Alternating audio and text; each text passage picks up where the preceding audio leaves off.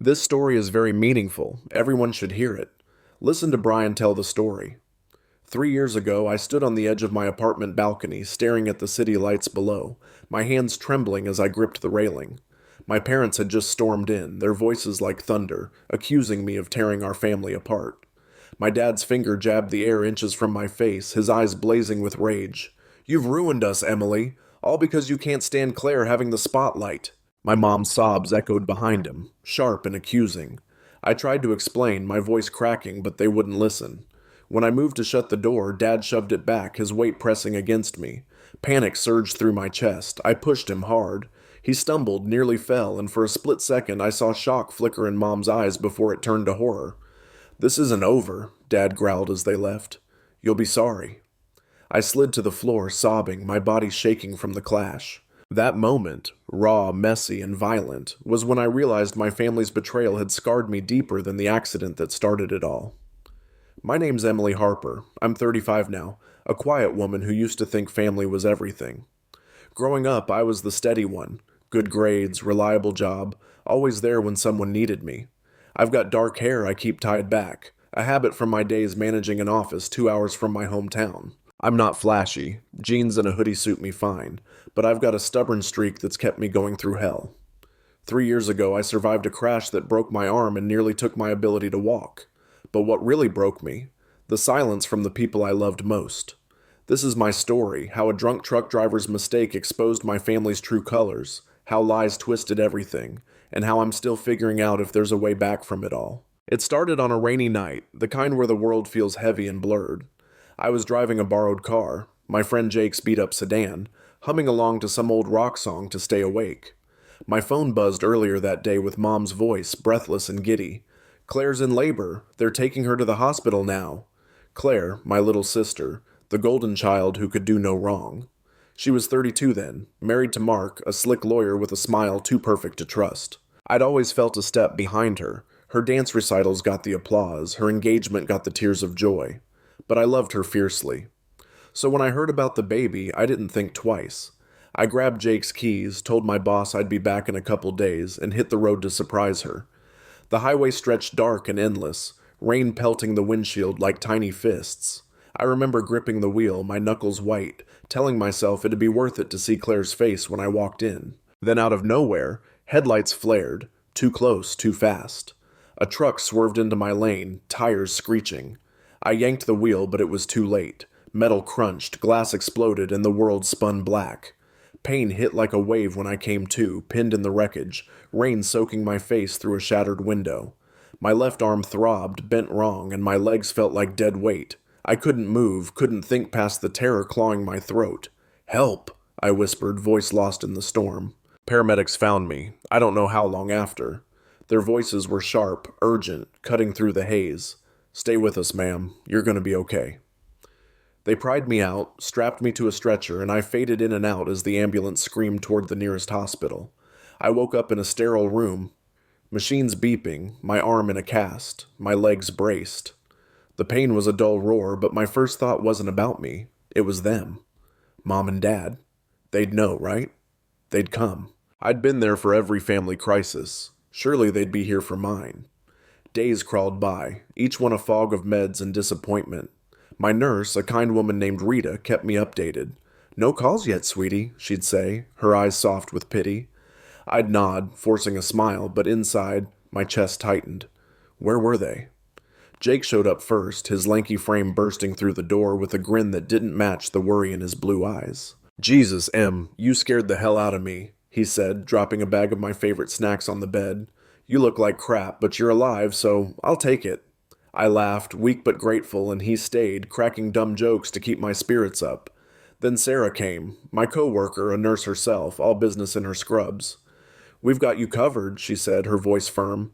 "The office is pitching in for your bills. Don't worry about a thing." Their support held me together, but every time the phone didn't ring, a piece of me cracked. A week in, it finally happened. My phone lit up, Mom's name glowing on the cracked screen. Relief flooded me, warm and desperate, a lifeline in the sterile haze of the hospital room. "Mom?" I croaked, my throat dry, raw from days of silence and painkillers. Her voice came through, sharp and distracted, like she was scolding a child who'd interrupted her. "Emily, why do you keep calling us? We've been with Claire." I froze, the words sinking in like stones, heavy and cold, piling up in my chest. "I was in an accident," I said, my voice trembling, barely above a whisper. "A truck hit me. I almost died." There was a pause, a beat of silence that stretched too long, and then Dad's gruff tone cut in, rough as gravel. "We know. Hospital called, but Claire needed us. You shouldn't have been out so late." My breath caught, a sob choking me, clawing its way up my throat. I was driving to see her, to be there for the baby. Mom sighed, exasperated, like I was throwing a tantrum over spilled milk. "You didn't need to do that. This is on you." I couldn't speak. Anger and hurt tangled in my chest, a knot so tight it stole my air. They knew. They'd known all along and chose to ignore me. I hung up, the phone slipping from my shaking hand, clattering onto the bed. Tears burned my eyes, spilling over, and I cried, ugly, gasping sobs, until Jake found me, his arms pulling me into a hug I didn't deserve to need. He didn't say anything at first, just held me, his flannel shirt scratchy against my cheek. Jake was all lanky limbs and messy blonde hair, the kind of guy who'd fix your car and crack a dumb joke while he was at it. "Hey," he murmured finally, his voice soft but steady. "You're okay. I've got you." I clung to him, my cast digging into his side, my sobs muffled against his shoulder. "They don't care," I choked out. "They knew and they don't care." He pulled back, his blue eyes narrowing, a flicker of anger breaking through his usual easy grin. "That's bullshit, Em. They're your parents. They're supposed to—" He stopped, shook his head, and ran a hand through his hair. "Screw 'em. I called them too, left messages. They didn't pick up for me either." My stomach twisted, fresh pain slicing through the numbness. Jake had tried. He'd fought for me when I couldn't, and they'd brushed him off like he was nothing.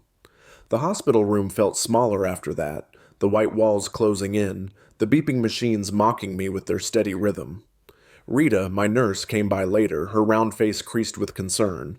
She was older, maybe 50, with a gentle way about her that made you want to spill your guts. "Still no word from your folks?" she asked, adjusting my IV with practiced hands. I shook my head, staring at the ceiling, tears pooling again. "They called," I said, my voice flat. "Said it's my fault."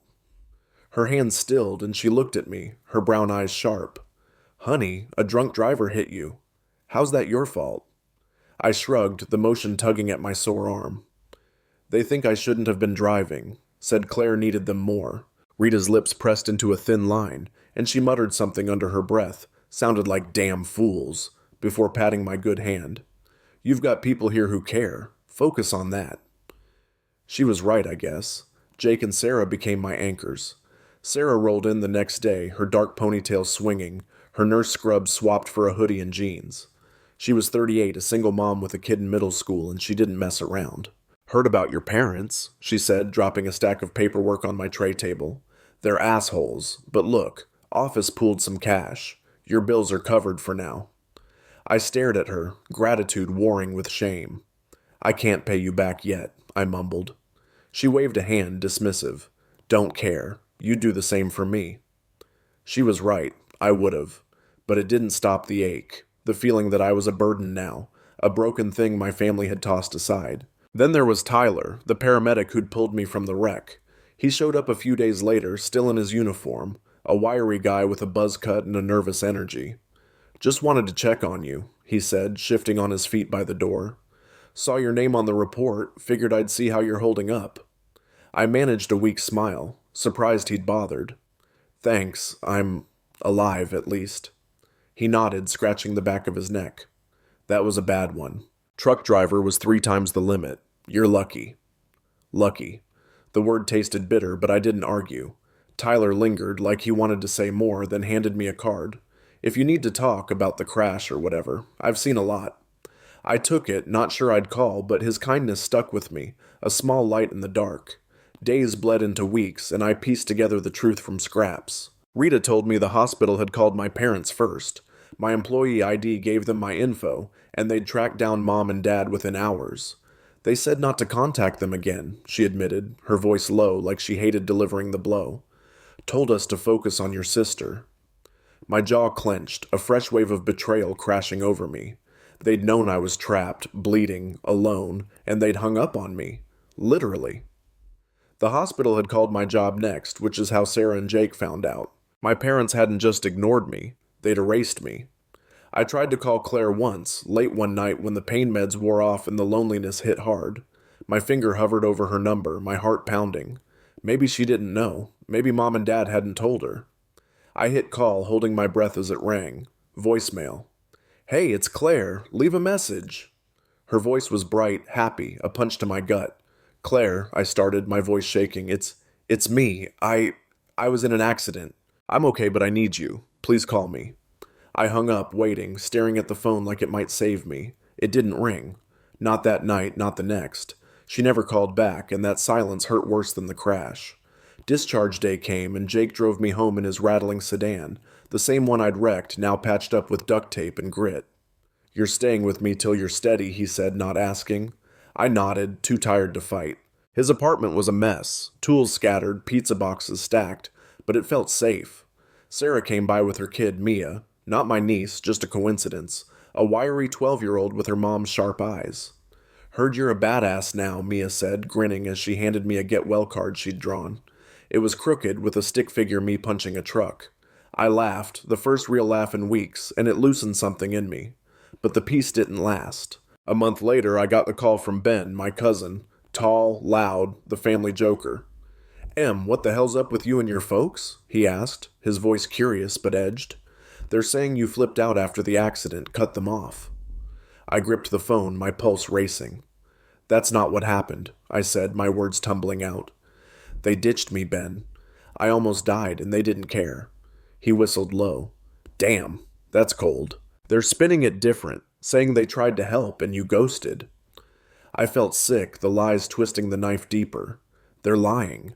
Ask Jake. Ask Sarah. He promised to dig, but I could hear the doubt in his voice, the first crack in the family facade. Then Mark got involved, Claire's husband, the lawyer with the Rolex and the fake charm. He called me one night, his voice smooth but laced with threat. "Emily, you need to stop," he said. "No hello, no pretense. Claire's got enough on her plate with the baby. You're making this harder than it needs to be."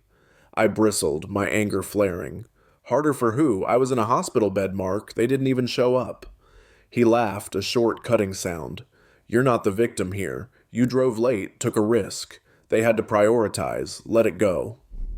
I hung up, my hands shaking, his words echoing Dad's blame.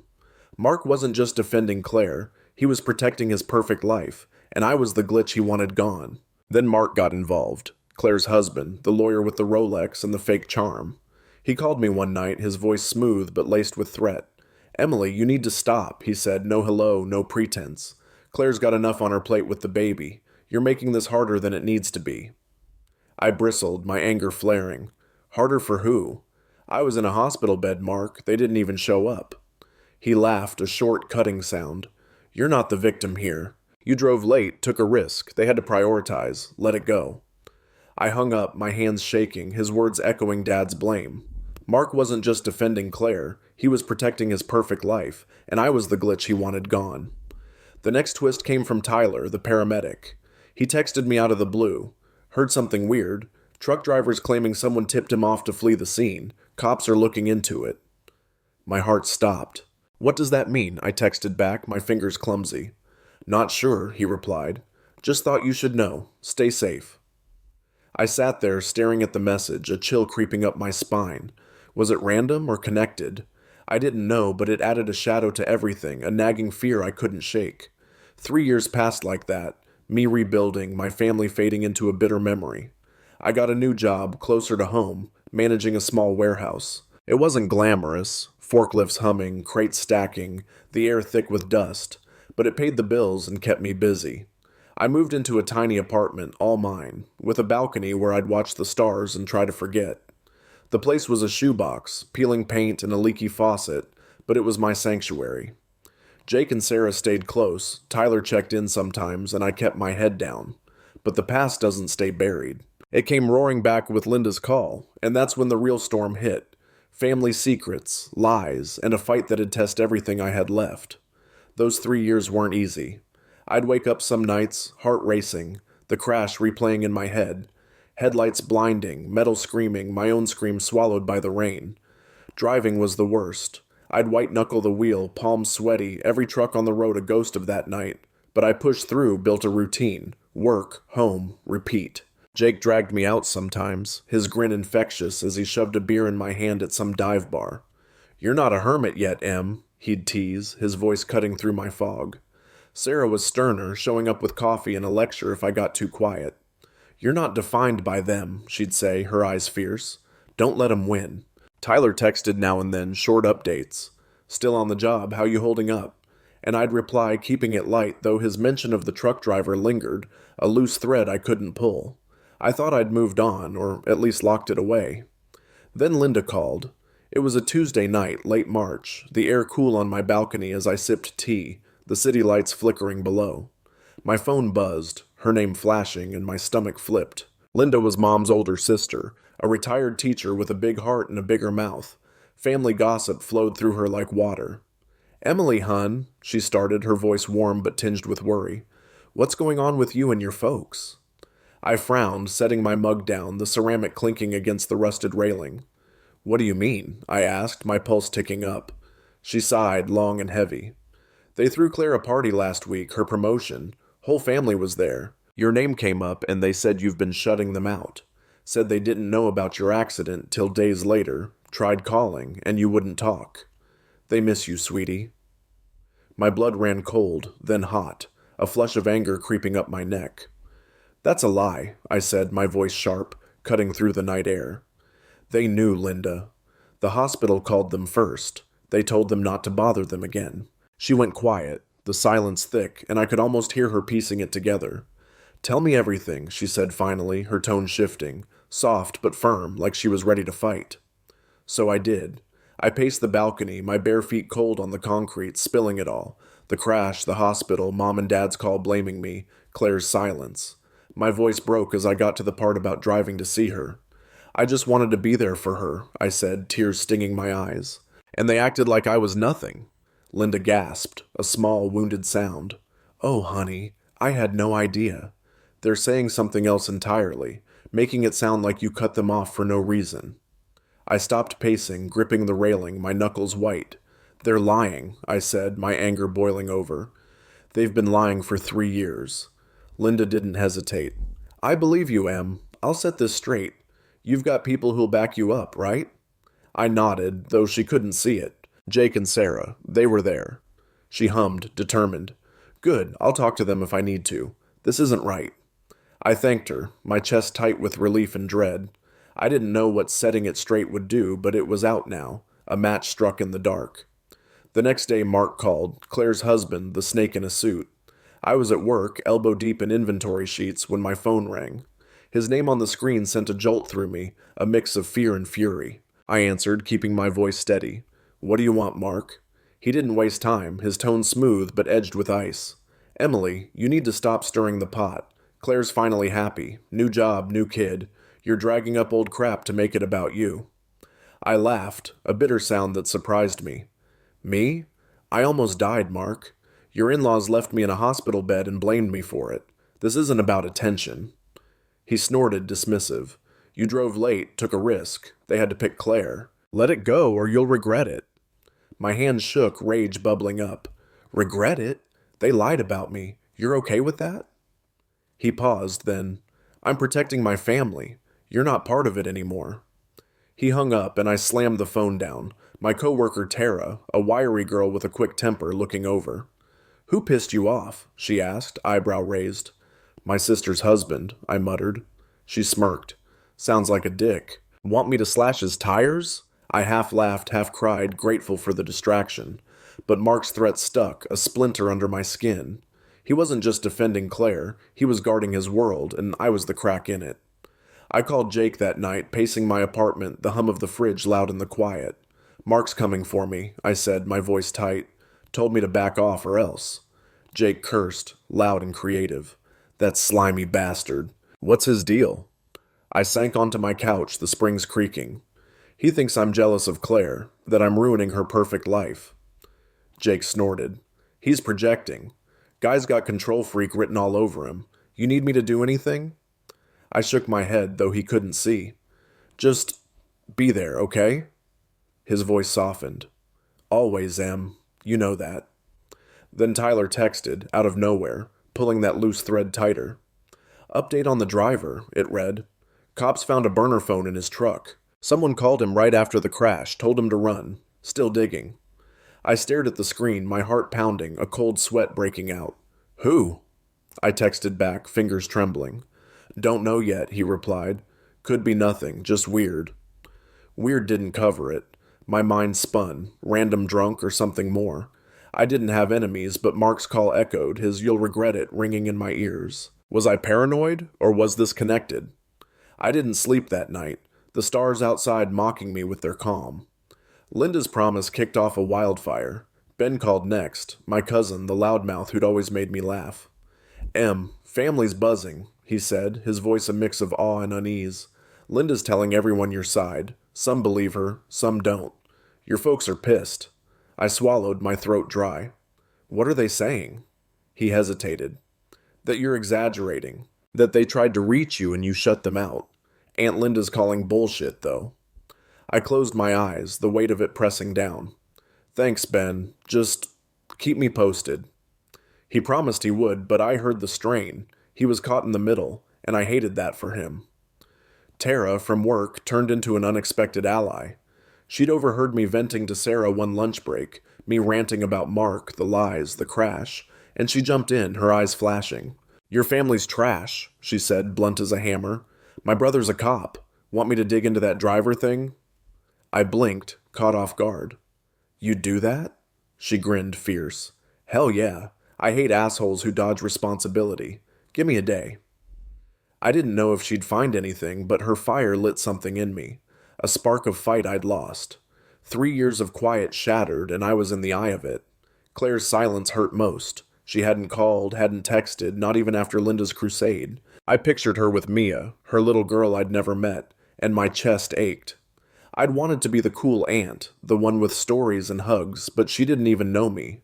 Mark's words, "You're not part of it anymore," cut deeper every time I thought of her. Then came the birthday, Mia's third, the same day as the crash, a twisted anniversary. Linda went, texted me after. Disaster, she wrote. Hardly anyone showed. Your mom cried, blamed you. Mark lost it. Claire kicked everyone out. Guilt hit me hard, a punch to the gut. I hadn't gone, couldn't face them, but Mia's big day tanking because of me, that wasn't what I wanted.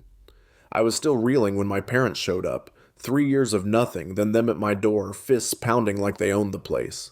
I opened it, heart in my throat, stupidly hoping for sorry. Instead, Dad's face was red, his voice a roar. You've ruined us, Emily. No one's talking to us because of you. Mom clutched her coat, tears streaming, her eyes accusing. You've always been jealous of Claire. You couldn't stand her shining.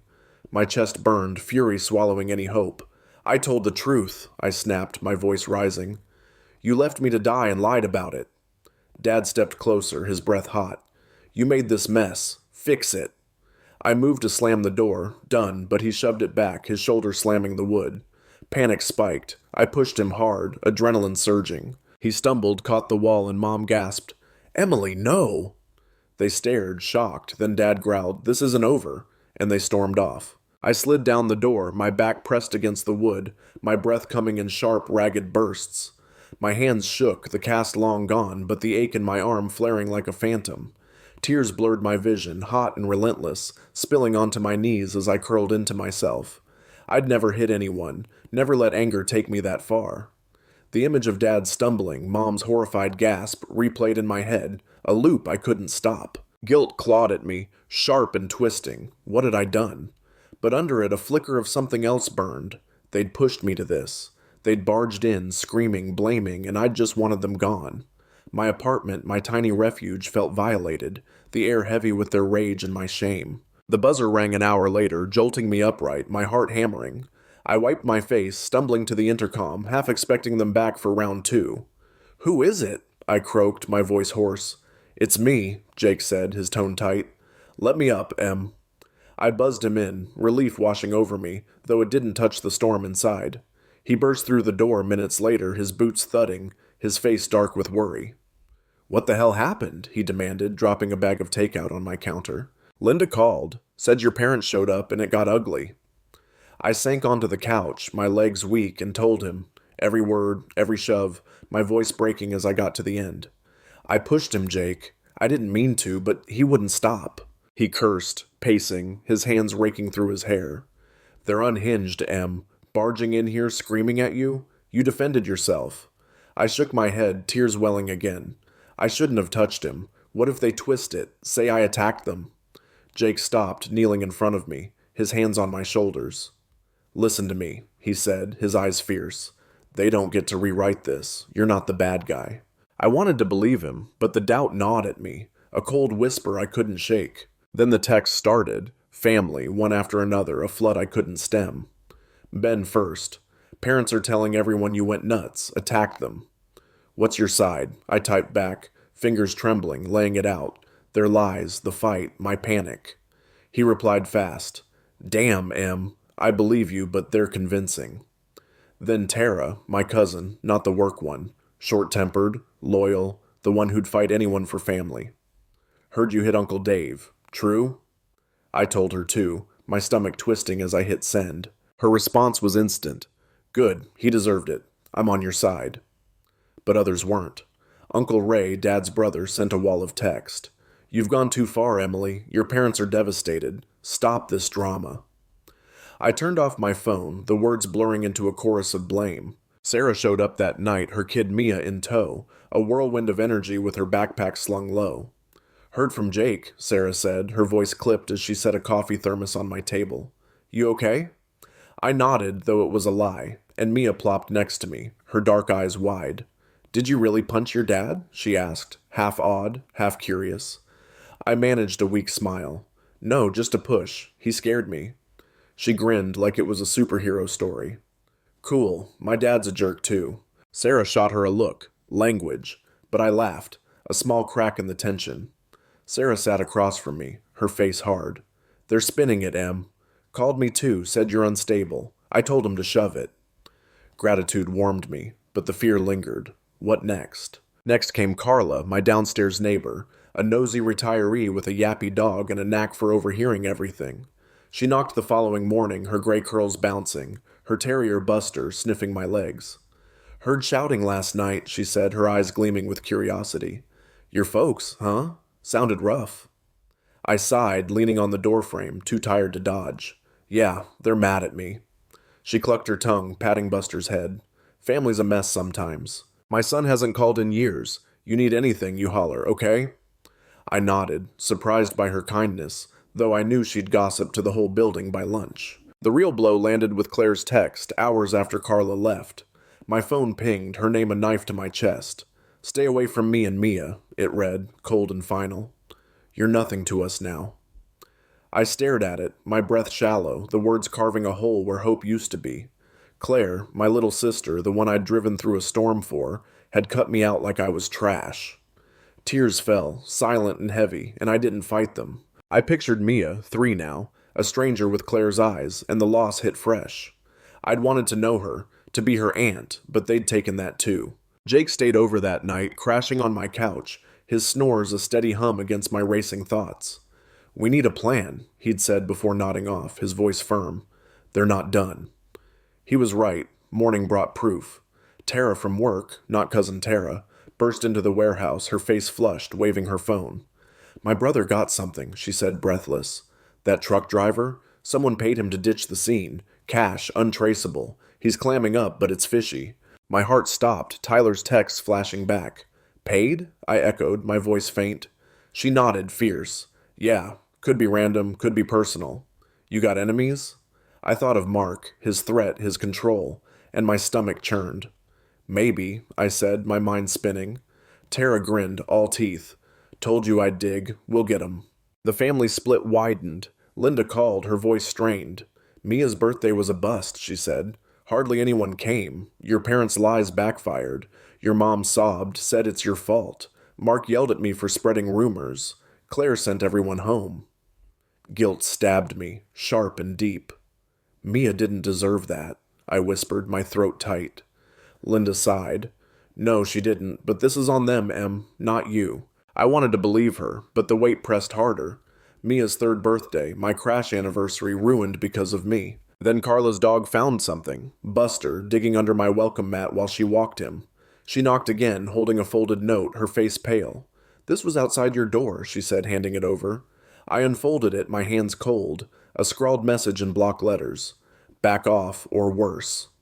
No signature, but Mark's voice echoed in my head, his "you'll regret it," a perfect fit. I showed Jake, his jaw clenching. We're calling the cops, he said, no debate. I nodded, fear and fury mixing, the note trembling in my grip. Tyler met us at the station, off duty, but there, his uniform swapped for jeans. Showed my captain your texts, he said, nodding at the note. Ties to the driver case, they're looking at it. My voice shook as I filed the report, the officer, a gruff guy named Ruiz, scribbling notes. Could be a prank, Ruiz said, but we'll check. I didn't buy the prank angle. Mark's shadow loomed too large. Tyler walked me out, his hand brushing my arm. You're tough, Emily. Don't let him break you. I nodded, grateful, though the fear clung like damp clothes. The storm raged on, family against me, Mark's threat real and a mystery tying back to that night. I wasn't broken yet, but I was close, and the fight was just beginning. The storm raged on, family against me, Mark's threat real and a mystery tying back to that night. I wasn't broken yet, but I was close, and the fight was just beginning. The note, back off or worse, sat on my kitchen counter like a live wire, its jagged letters staring up at me every time I passed. Jake wouldn't let it go, his voice a constant drumbeat. Cops, Em, now. Tyler backed him, his quiet insistence wearing me down. So I went, filed the report, and waited, my nerves frayed to threads. I didn't know if Mark had the guts, or the reach, to tie that note to the truck driver, but the coincidence gnawed at me, a splinter I couldn't dig out. Officer Ruiz called 2 days later, his gruff voice crackling through my phone. Got a lead on your note, he said, no preamble. Prints were smudged, but we traced the paper. Cheap stock, sold at a gas station near your sister's place. Camera caught a guy in a suit buying a stack that day. Looks like her husband. My breath caught, my heart thudding against my ribs. Mark? I asked, my voice barely steady. Ruiz grunted. Can't say yet. Description fits. Tall, slick, mid-30s. We're pulling his records. Anything else you can give us? I gripped the phone, my mind racing. His call, his threat, Claire's silence. He told me I'd regret talking, I said, the words tumbling out. Days before the note.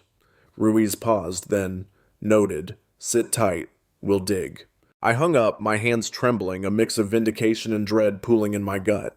Mark, Claire's perfect husband, the lawyer with the polished smile, caught on tape?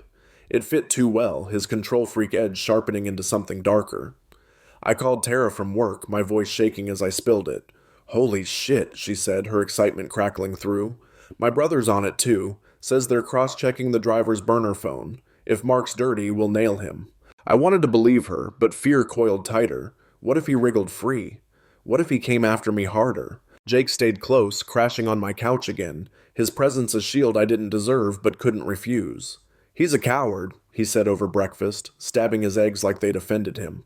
Threats and notes. Guy's got no spine. I nodded, picking at my toast, but the doubt lingered. Mark wasn't just a bully. He was calculated, and I'd poked his perfect life one too many times. Sarah swung by later, her face hard.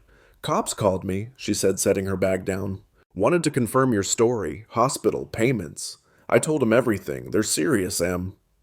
Relief flickered, but it was thin. Mark had money, connections. Could he outrun this? Then the email hit. A Sunday morning, gray and quiet, the kind where the world feels paused. I was on my balcony, coffee cooling in my hands, when my phone pinged. Mom and Dad in the sender line stopped me cold, my breath hitching. I opened it, my eyes scanning fast, disbelief warring with hope. Emily, it started. We're sorry. My chest tightened, tears pricking as I read on. We handled everything wrong. Your accident, these past years. We should have been there, not ignored you. We chose Claire when you needed us too, and we lied to the family about it. We're ashamed. Dad's words followed, stiffer but raw. I shouldn't have pushed you that night. I was angry, wrong. We both were. They'd seen the birthday flop, the family turning away, Mia's tears, and it broke them. We've told Claire the truth, they wrote. Asked her to reach out. We want to see you, talk face to face, make this right. We understand if you're not ready. I sat there, coffee forgotten, tears streaming down my face. 3 years of silence, pain, betrayal. And now this. Words I'd craved, but too late to feel whole. Anger flared, hot and sharp. Where was this when I was bleeding alone? But under it a glimmer of something softer stirred. Hope, maybe, or just exhaustion. I wanted to believe them, wanted the parents I'd lost, but trust was a ghost, slipping through my fingers. I called Linda, my voice thick. They emailed, I said, reading it to her, my hands shaking. She gasped, then laughed, a shaky sound. Oh, honey, that's something. They're scared. Family's shunning them now. What are you going to do? I didn't know, couldn't answer, the weight crushing me. Jake read it next, his jaw tight. Trap, he muttered, tossing my phone back. They're covering their asses. Sarah disagreed, her eyes softer. Maybe, but it's a start. You decide, M, not them. I nodded, torn, my mind a tangle of what-ifs. Then Tyler texted. Cops got Mark's phone logs. Calls to a burner the day of your note. He's sweating. My pulse spiked, proof finally tying him to the threat. Ruiz followed up that afternoon, his voice clipped. We're bringing him in. No arrest yet, but he's dodging questions. Drivers clamming up too, might have been a payoff. We'll see. I thanked him, my voice faint, a strange calm settling over me. Mark was cornered, his mask slipping, and I felt, not safe, but stronger. Claire's silence held, though. Nothing, even after Mom and Dad's nudge. I pictured her reading their confession, Mia on her lap, and wondered if she cared. The ache for her, for my niece, was a bruise that wouldn't fade. I started a fund that week, quietly, through Linda. $50 a month for Mia's future, college, or whatever she'd need. It wasn't much, but it was mine to give. A piece of love she might feel someday, even if Claire hated me now. Ruiz called again days later, his tone brisk. Mark's lawyered up, denies everything, note, driver, all of it, but we've got enough to rattle him. Restraining order's an option if you want. I did, filed it that day, my signature shaky but sure. Mark fought it, his lawyer slick, but the judge granted it. 50 yards, no contact. I exhaled, a weight lifting, though the war wasn't over. Family kept splitting. Ben and Tara, cousin Tara, stuck by me. Others swallowed Mark's spin. Linda sent a mass email outing my parents' lies, and texts poured in. Support, shock, some venom. You broke us, Uncle Ray wrote. Proud of you, Ben countered. I read them all, numb, the pieces scattering. I saw Dr. Patel that week, my therapist, sharp and steady, her office a lifeline. They apologized, I said, handing her the email, my voice flat. She read it, her pen tapping, then looked at me. How do you feel? I laughed, bitter. Mad, relieved, lost. She nodded, her eyes kind. It's okay to feel all that. You don't owe them anything, not trust, not a meeting. What do you want? I leaned back, staring at the ceiling, tears welling. Peace, I whispered. And maybe them someday if it's real. She suggested a neutral meet, her there mediating, if I chose it, but no rush. Protect yourself first, she said, and it stuck, a mantra I needed. I'm here now, coffee cold, the city humming below my balcony. Mark's pinned, the cops circling, my parents begging, Claire gone. I could meet them, test their sorry, or walk away, start fresh. New job, new town, new me. The fun's set for Mia, a thread to her I won't cut. I drive again, windows down, the road open, and I'm not broken, just bent, figuring it out. The storm's easing, but the scars stay, and that's okay. I've got Jake, Sarah, Linda, even Tyler, people who showed up.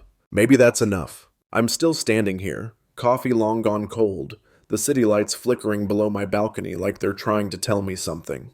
The past few weeks have been a blur, Mark squirming under the cop's spotlight, that restraining order like a thin shield between us, my parents' email sitting unanswered in my inbox. Claire's silence is a wall I can't climb, but Mia's fund is growing, a quiet promise I'll keep no matter what. Ruiz says they're still digging, Tyler's checking in, Jake and Sarah are holding me up, and Dr. Patel's words echo, protect yourself first. I've been chewed up, spit out, and somehow I'm still breathing. It's not a fairy tale ending, there's no big hug, no perfect fix, but it's mine, and I'm learning to live with it. Looking back, this whole mess taught me more than I wanted to know. I learned family isn't a guarantee. Blood doesn't mean loyalty, doesn't mean they'll show up when you're bleeding out. Mom and Dad picked Claire, left me in that hospital bed, and lied to save face. It stung, cut deeper than the crash, but it showed me who they really are. I spent years thinking I'd failed them, that I should have been quieter, smaller, less trouble. But that's bullshit. I didn't break us, they did. I learned I can't control what they do, only what I let in. Their apology might be real, might not, but it's on me to decide if it's worth the risk. And Mark? He taught me some people will burn the world to keep their shiny lives intact. He's cornered now, but I'm not naive. He's not done slithering. I've got to stay sharp, eyes open. But the biggest lesson, I'm tougher than I thought. That night on the highway, pinned in the wreck, I could have given up. Sometimes I wanted to after, when the silence got loud. But Jake's dumb jokes, Sarah's fierce faith, Linda's crusade, even Tyler's quiet check-ins, they pulled me through. I built something from the ashes, a life that's messy but mine. I drive again, feel the wind, and it's not fear anymore. It's freedom. I'm not whole, not yet, but I'm not shattered either. I've got scars, inside and out, and they're proof I survived. So here's where I'm at, teetering, figuring it out. I could meet Mom and Dad, see if their sorry holds water, or I could pack up, move somewhere new, let the distance heal me. Claire might call one day, might not, and I'll love Mia from afar either way. Mark's a shadow I'll watch, but he doesn't own me. Dr. Patel's right. Peace starts with me, not them. I've been thinking about that fresh start. A job in a new city, a place with no ghosts. I've got applications out, my bag's half packed in my head. It's not running, it's choosing myself, maybe for the first time. And that's where you come in. You've stuck with me through this, heard the crash, the betrayal, the fight. I'm not the only one with a story like this, right? Maybe your family's let you down, left you picking up pieces. Maybe you've faced a Mark, someone pulling strings to keep you small. Or maybe you've found your Jakes and Sarahs, the ones who show up when it counts. I want to hear it. What's your lesson? What got you through? Drop it below. Your words, your truth. It's not just me talking here. It's us, figuring this shit out together. And if you're still in the thick of it, still reeling, tell me that too. I've been there. I get it, and you're not alone. Hit that subscribe if you haven't. Stick around for more real stuff, more raw edges. Ring the bell so you don't miss it. I'll keep you posted, whether I meet them, move, or Mark pulls something new. This isn't the end, just a pause, and I'm taking it one day at a time. Thanks for being here. It means more than you know.